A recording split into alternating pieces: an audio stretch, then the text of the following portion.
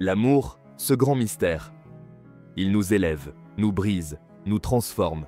Et pourtant, malgré toute notre intelligence, malgré toutes nos expériences passées, nous avons cette étrange tendance à retomber dans les mêmes pièges. Toujours attirés par le même type de personne, toujours la même douleur, les mêmes ruptures, les mêmes regrets. Pourquoi? Ce n'est pas qu'une question de malchance, ni un simple manque de discernement. C'est quelque chose de plus profond, de plus intime, quelque chose qui agit en dessous de notre volonté consciente. Carl Gustav Jung, l'un des pères de la psychologie analytique, s'est penché sur cette énigme bien avant nous. Pour lui, nos choix amoureux ne sont pas toujours rationnels. Ils sont souvent dictés par les forces invisibles de notre psyché. Des schémas inconscients, des blessures refoulées, des images intérieures que nous projetons sur les autres. Alors posons la vraie question. Et si ce n'était pas un hasard? Et si nous choisissions, inconsciemment, les mauvais partenaires, parce que quelque chose en nous nous y pousse? Selon Carl Jung, ce qui détermine notre comportement amoureux n'est pas simplement notre volonté consciente, mais bien plus profondément notre inconscient. Cette partie obscure de notre psyché conserve précieusement toutes nos expériences passées, surtout les plus anciennes et les plus marquantes, celles de l'enfance. Pour Jung, les premières relations que nous avons avec nos parents ou nos figures d'attachement créent une véritable empreinte dans notre esprit. Cette empreinte se grave profondément, bien au-delà de notre mémoire consciente. Si ces relations ont été saines, chaleureuses et sécurisantes, nous avons de bonnes chances d'être attirés par des partenaires qui reflètent ces mêmes dynamiques positives.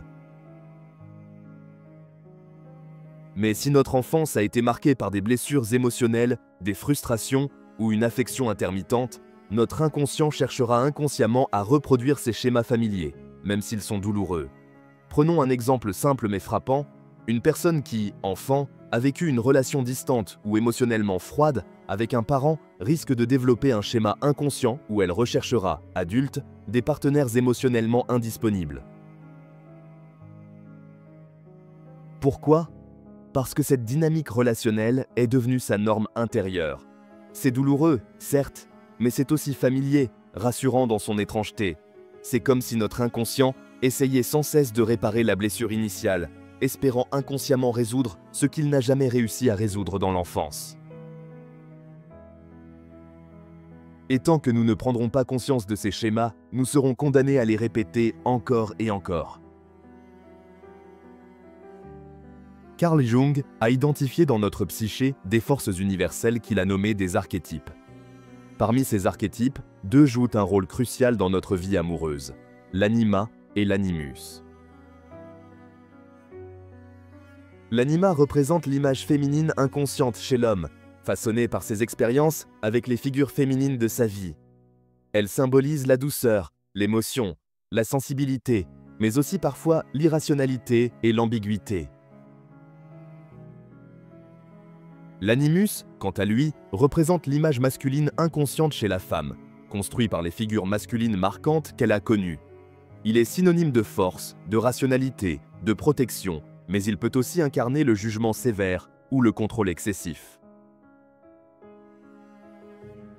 Le problème survient lorsque, sans nous en rendre compte, nous projetons ces images archétypales sur nos partenaires amoureux. Ce phénomène explique pourquoi, au début d'une relation, nous pouvons ressentir une connexion incroyablement intense, presque magique. Nous avons l'impression de rencontrer enfin notre âme sœur, quelqu'un qui correspond parfaitement à notre idéal intérieur. Mais très souvent, cette intensité n'est pas le signe d'une réelle compatibilité. C'est une illusion créée par la projection inconsciente de notre anima ou animus. En réalité, nous ne tombons pas amoureux de la personne telle qu'elle est vraiment, mais plutôt de l'image idéalisée que nous projetons sur elle. Peu à peu, la réalité finit toujours par apparaître, décevante et frustrante, lorsque la personne réelle s'écarte de notre idéal archétypal. Et là réside le cœur du problème. Sommes-nous vraiment amoureux d'une personne réelle, authentique, imparfaite? Ou tombons-nous amoureux, encore et encore, d'une simple image intérieure, d'une projection créée par notre propre psyché? Comprendre ces archétypes, c'est faire un premier pas vers une relation plus authentique, moins idéalisée, plus mature. Combien d'entre nous ont déjà ressenti ce qu'on appelle communément un coup de foudre? Ce moment où le temps s'arrête, où l'autre semble mystérieusement parfait, comme si une connexion inexplicable venait de naître instantanément. Mais pour Carl Jung, derrière cette magie apparente se cache souvent une projection extrêmement puissante. La projection, c'est lorsque notre inconscient transfère nos désirs, nos attentes, nos idéaux, voire nos blessures, sur une autre personne. Sans en avoir conscience, nous créons ainsi un masque séduisant sur le visage de l'autre. Nous voyons ce que nous voulons voir, non pas ce qui était réellement là. C'est pour cette raison que l'amour naissant peut sembler si exaltant, si parfait. Nous sommes littéralement amoureux d'une illusion, d'une image intérieure que nous portons déjà en nous. L'autre personne devient un écran sur lequel notre inconscient projette ses rêves les plus profonds et ses besoins les plus secrets. Mais tôt ou tard, la réalité finit toujours par percer cette illusion. Le partenaire idéal révèle ses défauts, ses failles, ses limites humaines. Le masque tombe et nous découvrons la personne telle qu'elle est, véritablement, souvent très différente de celle que nous pensions aimer. C'est précisément à ce moment que survient la déception, voire le sentiment d'avoir été trompé. Pourtant, ce n'est pas l'autre qui nous a trompés, c'est nous-mêmes qui avons inconsciemment choisi d'aimer une image, une création de notre propre esprit. Pour Jung, prendre conscience de ces projections, c'est la clé vers des relations plus authentiques, plus vraies, où nous apprenons à aimer l'autre tel qu'il est, et non tel que nous rêvons qu'il soit. Pourquoi certains semblent condamnés à revivre sans cesse les mêmes échecs amoureux, comme s'ils tournaient en rond dans un cercle sans fin? Selon Carl Jung, la réponse réside dans notre besoin inconscient de réparer quelque chose de profondément blessé en nous-mêmes. Une blessure ancienne, généralement enfouie depuis l'enfance, attend toujours d'être guérie. Tant que cette blessure n'est pas conscientisée, tant qu'elle reste cachée dans l'ombre de notre psyché, notre inconscient nous poussera à revivre la même situation, à attirer inconsciemment les mêmes personnes, encore et encore. C'est comme si, à chaque nouvelle relation, notre esprit cherchait désespérément à revivre la même dynamique douloureuse dans l'espoir inconscient que, cette fois-ci, l'issue sera différente. Que cette fois, nous réussirons enfin à guérir cette vieille plaie émotionnelle. Malheureusement, tant que nous n'avons pas intégré ces parties cachées de notre psyché, ce cycle ne fera que se répéter. Jung nous rappelle cette vérité essentielle à travers cette célèbre phrase. Tout ce qui ne remonte pas à la conscience revient sous forme de destin.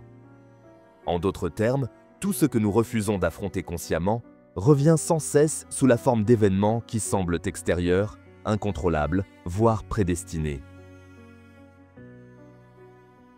La seule issue est alors de prendre conscience, de plonger courageusement dans notre inconscient, d'identifier clairement ces schémas répétitifs et d'intégrer les blessures qui les alimentent.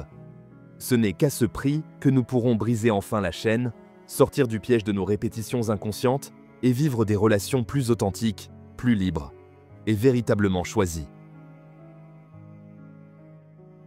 Alors, comment briser enfin ces cycles douloureux? Comment sortir du piège de l'amour répétitif, des mêmes schémas, des mêmes erreurs? Pour Jung, la clé réside dans un mot essentiel, l'individuation. L'individuation est un processus profond d'introspection et de conscience de soi, un voyage intérieur où nous allons courageusement à la rencontre des parties les plus sombres, mais aussi les plus vraies, de nous-mêmes. La première étape est d'accepter de faire face à ses propres projections. Cela signifie apprendre à distinguer clairement l'image idéalisée que nous projetons sur l'autre de ce qu'il est vraiment. Cela exige une honnêteté radicale envers soi-même, une capacité à remettre en question nos propres désirs, nos illusions, nos attentes inconscientes. Une fois ce travail commencé, l'individuation nous pousse à plonger encore plus profondément. Qui suis-je réellement? Quelles blessures je porte encore inconsciemment en moi? quelle dynamique relationnelle ai-je tendance à reproduire?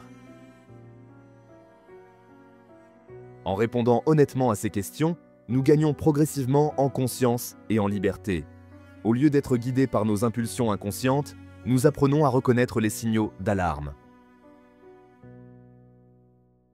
Cette attirance soudaine et irrationnelle, est-ce authentique ou une projection? Cet schéma relationnel familier, est-ce réellement ce que je souhaite ou simplement un piège que je m'apprête à revivre? En développant cette vigilance consciente, nous cessons d'être prisonniers de nos schémas toxiques. Nous devenons capables d'aimer non plus à partir de nos blessures, mais à partir de notre véritable identité, authentique et intégrée. C'est alors seulement que nous pouvons construire des relations saines, équilibrées et réellement nourrissantes. Comme Jung le disait si bien, «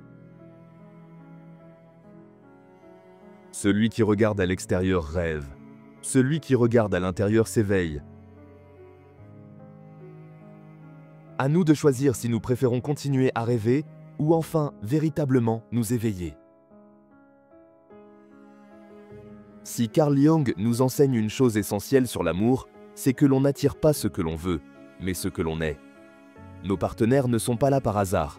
Ils sont le reflet fidèle de notre état intérieur, de notre psyché profonde, de nos blessures comme de nos forces. Ainsi, la quête du bon partenaire ne peut se faire qu'en commençant par soi-même. Pour rencontrer quelqu'un de sain, il faut devenir quelqu'un de sain. Pour attirer une personne authentique, il faut vivre soi-même dans l'authenticité.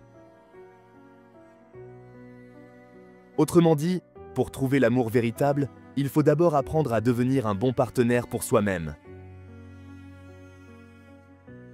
Carl Jung ne nous impose jamais qui aimer, ni comment mener notre vie sentimentale.